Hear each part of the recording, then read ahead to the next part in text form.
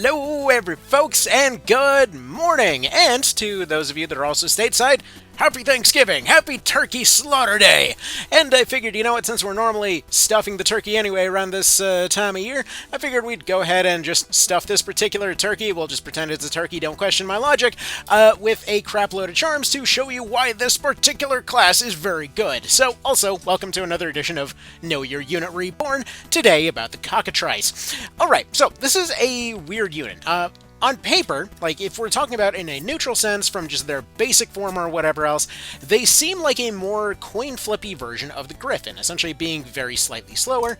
Like even with the Crest of Fire over here, they're barely edging out speed-wise. If they were to take away that Crest of Fire, essentially they would be very slightly slower. They lose access to the health steal moves, but for all intents and purposes, they have just about everything else. So essentially, they will be a bulky flyer that's able to access most of the map pretty conveniently. They'll have, and essentially, instead of having those health steal moves, they'll have Petra Breath. Now, this is a bit of an odd duck. See, essentially, this is a unit that, in its base form, again, is very coin flippy. Their entire build, everything else, we'll go over their other skills in a moment, but everything about them is entirely going to be based around this whole idea of petrifying things. Now, in a normal sense, in a just any everyday normal situation, this will have somewhere in the ballpark of a coin flip to actually land, so essentially they'll do some damage, and they might petrify the unit. Now, this, for going through the main story campaign or whatever else, can be pretty darn solid.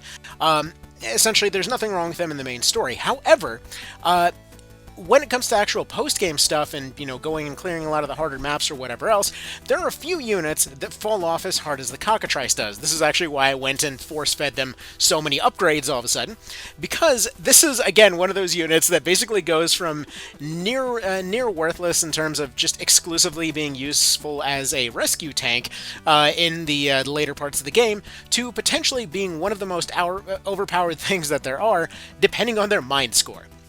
So, essentially, no matter what, they're going to have a ton of bulk. Again, comparing with the Gryphons over here, they're going to have fairly similar health. However, in their particular case, they're going to have a decent chunk more bulk on them. Granted, this is a guy that's been fed 80 health ups, so it's going to be, a decent bit higher of a number in his particular case. But either way, that's only about 700 higher than the other ones here.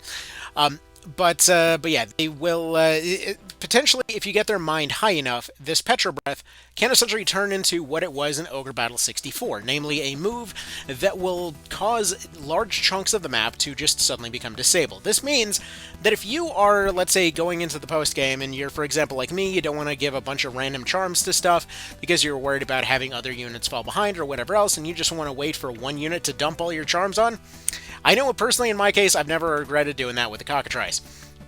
Simply put, if you end up getting their mind up even like 20 or 30 points, essentially you can just set them on auto and watch them go and delete the entire map for you. Because there's very few things that are actually immune to Petra Breath. Okay, so with that all being said, let's go ahead and loop back real quick, just go over their skills real quick, because we've seen this all before on the Gryphon.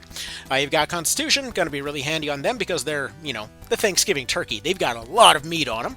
I've got Pincer Attack, which is all well and nice if you're force-feeding them stuff anyway. Resist Petrify in case they have friends, but again, this is one of those ones that, depending on their resistance, mind, avoidance, what have you, they should never run into this. Same thing for Charm.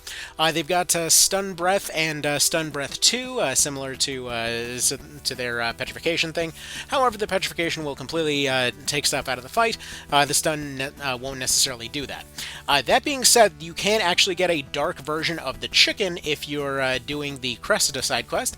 There is, as everyone calls it, the big black chicken that you can get in a zombie form from that fight, and you can turn them back to normal after getting them. He's one of the units that's deployed, I believe, next to already zombified Diebold. So you just basically go and recruit that with any Beast Tamer, and you'll go ahead and have yourself a chicken that's going to do a decent chunk more with their breath moves. That being said, this is a completely unnecessary min-max. It's just fun to have an evil chicken. That being said, Numbing Hook, basically like Petra Breath, but kind of worse. It's a little bit odd that that's there, considering that they're the same speed. The main difference is whether or not Petra Breath, gets that extra dark bonus on there. just kind of an odd one. I guess technically speaking, Numbing Hook would make better use of your personal element, but whatever. And then aside from that, you've got Feather Step for getting rid of the usual leaden type of situation here, as well as Dash. Now, personally, I like running something like this, where we've got Petra Breath 1 and 2, depending on how much MP they've got on hand. Set them on AI, give them Constitution, give them Dash, give them a absolute crapload of Mind upgrades, and then just kind of watch them go and clear maps for you. The nice thing about having a unit that can petrify like this is essentially they can be a very, very kind of quick table turner.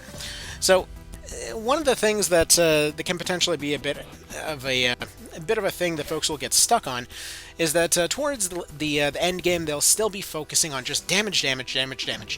And when you have a unit like this, essentially all it has to do is land its Petra Breath once, take 2 or 3 units out of the fight, and that's it. You've already tipped the scales so far in your favor, even if you're just making an AI map, or an AI team, rather, that there's really no coming back for the enemy team at that point. Like, damage is all well and nice and whatever else, but if you can have a team that can completely shut down and strangle the other team, then that's going to be a lot more useful, and a lot more consistent. In this particular case, what I've got going on with this team right here are 2 units that are going to have Empower Beast on there.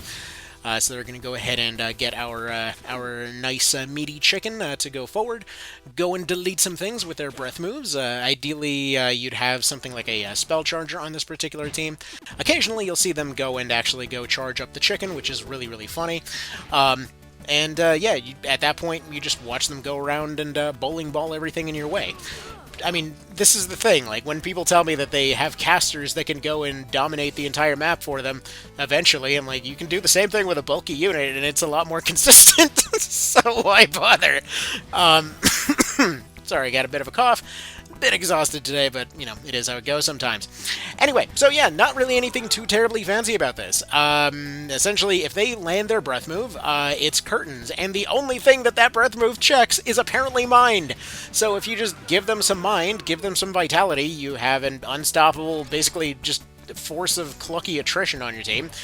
Main reason that I gave them that Crest of Fire is because it's exclusively the one item that boosts speed that they can equip. So, they'll just go forward, they'll go drop a nice little Petra Breath over there, and there we go, that's already just 2 units out of the fight. Is it an issue that they're not completely dead? Not really, because for all intents and purposes, they might as well be, because they're not there to provide any type of support. At that point, the chicken will usually be far enough ahead in the back line there that there's a chance that somebody won't be able to reach your other more tempting units and will make the mistake of attacking the chicken, which will instantly recharge either one of their Petra Breath moves, and then the entire process repeats itself. Basically, by the time they get to this point, all they gotta do is just clean up. I mean, they already have an 8 flying. If you want to get a bit funnier with it, you can always go ahead and give them a Spark Guard Ring, which will, basically let them go land on lava. If you want to be funny about it and just go for the Thanksgiving theme, you can give them a grease string, because maybe you want to give them a little bit of grease there for Thanksgiving. Baste your turkey a little bit, as it were. And this is basically all they got to do.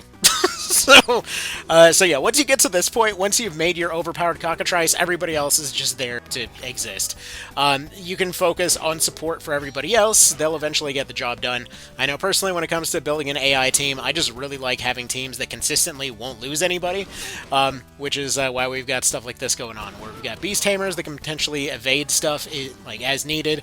Right now we're in the 20 to 30, so there's nothing terribly threatening yet. But as you go on, you can always swap out for heavier units, flying clerics, more knights, all of that kind of thing. As long as there's enough pressure going forward, there's really very little for you to worry about with a good AI team, and the chicken makes that happen. They can't exactly attack if they never get a turn, and then just everybody else can go in and finish them off. So yeah, that's that. Y'all have yourselves a good one. Give this chicken a bit of a try. Again, personally, I think they're going to be one of the best AI unit options that there are. But to each their own. I just really find it funny to have everybody go and get dominated by a chicken, which is why I'm so excited that if Unicorn Overlord ends up allowing you to go have that chicken commander or whatever else, I know that's exactly what I'm going for. All right, so y'all take care. I need to go take a freaking nap. All right, later. Bye.